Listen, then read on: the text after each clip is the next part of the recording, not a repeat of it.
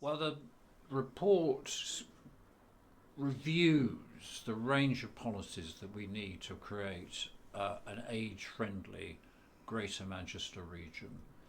I think the big focus of the report is on the one side creating much more cohesive communities, caring communities, supporting communities, developing the great work that's already been done. I mean, there's some excellent work on age-friendly issues developed across all the local authorities, but starting in particular in Manchester City with the City Council. So that's one important area.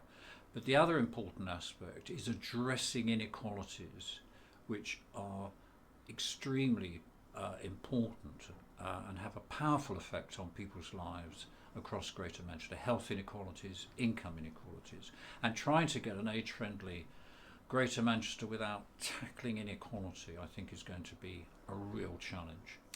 I think Manchester and Greater Manchester need to put more resources into their communities, so that into the individual communities which people live in, older people live in, so that they can be much more supportive of people as they age, what we call age in place.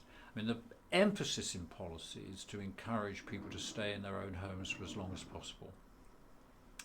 But my argument would be, and the emphasis of my report is, that we have to do much more to support and improve the quality of life in those places in which people are growing old. So I'm going to be sitting on a panel, one of a number of experts, and initially we've all been invited to talk about what we think some of the main policy messages from research might be for the people who will be gathered at that conference, which will be a large mix of policymakers, stakeholders, ordinary people, people with an interest in ageing, academics and so on. What I'm really interested in is pensions, poverty, financial and material well-being in later life.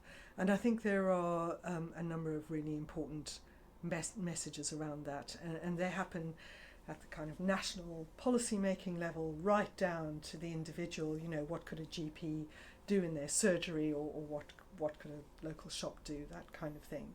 At the substantive level, it's really important to understand how significant the basic state pension is for people.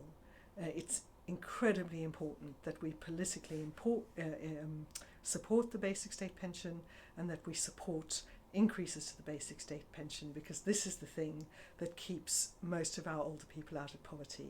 And we do know from decades of research that older cohorts tend to think that they're reasonably well off, and that their needs are simple, and they don't necessarily they interpret things that younger people would say they needed would not necessarily be interpreted as a necessity for older people. So I think there's partly, if we're thinking of people who grew up possibly before the war, possibly after the war, periods of great deprivation, it's partly about interpreting your own situation and constantly thinking that you're not in a bad enough condition to warrant help, whereas that might not be the prevailing norm nowadays in society.